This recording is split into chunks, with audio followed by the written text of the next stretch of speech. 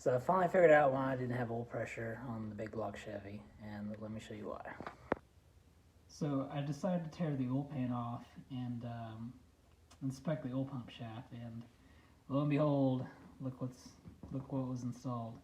One for a small block. I think this one's called the IS55 by Melling. It has a standard Melling oil pump on there, and this is the one that it needs. This one's 6 inches. Has 6 3/4, and you can tell why my distributors, the shaft wasn't reaching all the way down. It was hitting on the block and preventing the shaft from spinning, which is why I didn't have any oil pressure and couldn't figure it out. So hopefully now I'll get this installed real quick and get this thing fired up, because it's been too dang long.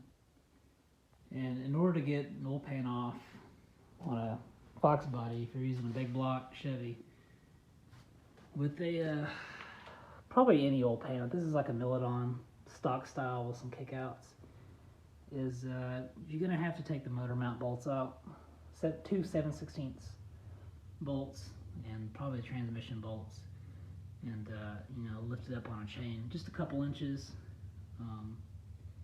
You might have to take the steering rack off. I don't know. I haven't done it with it on. I went ahead and took it off.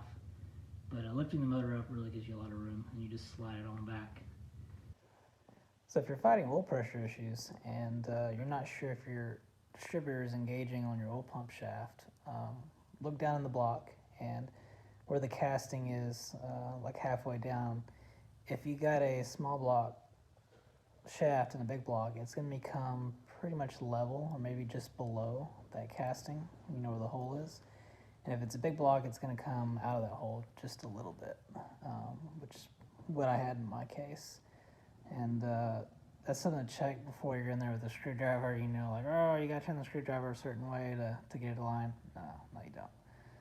If that's the case, you just press down the distributor and bump it over, and it'll drop right down in.